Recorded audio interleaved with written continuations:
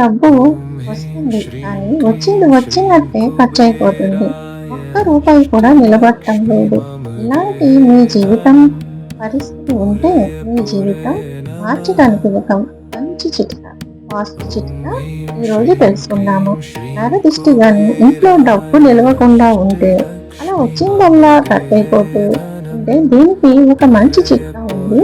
ఇప్పుడు దుకాణాల్లో కానీ ఎక్కడైనా మనం చూస్తే ధన ఆకర్షణ కోసం పటిక, ఆలం అంటే పటిక పంచుతారు కాదండి, పటిక ఉంటుంది కదా, అది ఒక పెద్ద పరిమాణంలోనే ఉంచుంటారు దుకాణంలో. కానీ మనం అలా కాకుండా చిన్న ముక్కైన పటిక తెచ్చి మనం పూజ చేసుకునే స్థానంలో ఉంచవచ్చు.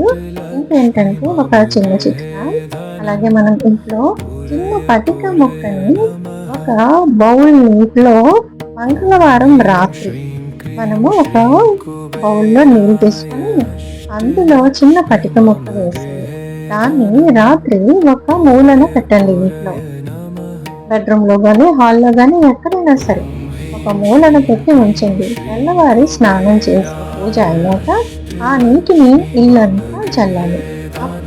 ఆ నీటిని ఇల్లంతా చల్లితే ధన ఆకర్షణ బాగా పెరిగి మనం ఇంటి నిండా చల్లుతాం కదా, నరదిష్టి, నరదోషం, ఎవరైనా ఏడుపులు ఏమి తగలకుండా ఇంట్లో లక్ష్మి స్థిరంగా ఉంటుంది.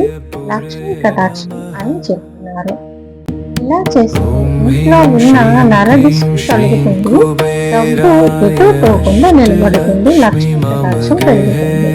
ఇలా ఫ్రెండ్స్, ఈ వీడియో నచ్చినట్లయితే ఇలాంటి మరిన్ని పవర్ఫుల్ చిట్కాల కోసం ఆలోచిస్తుంది.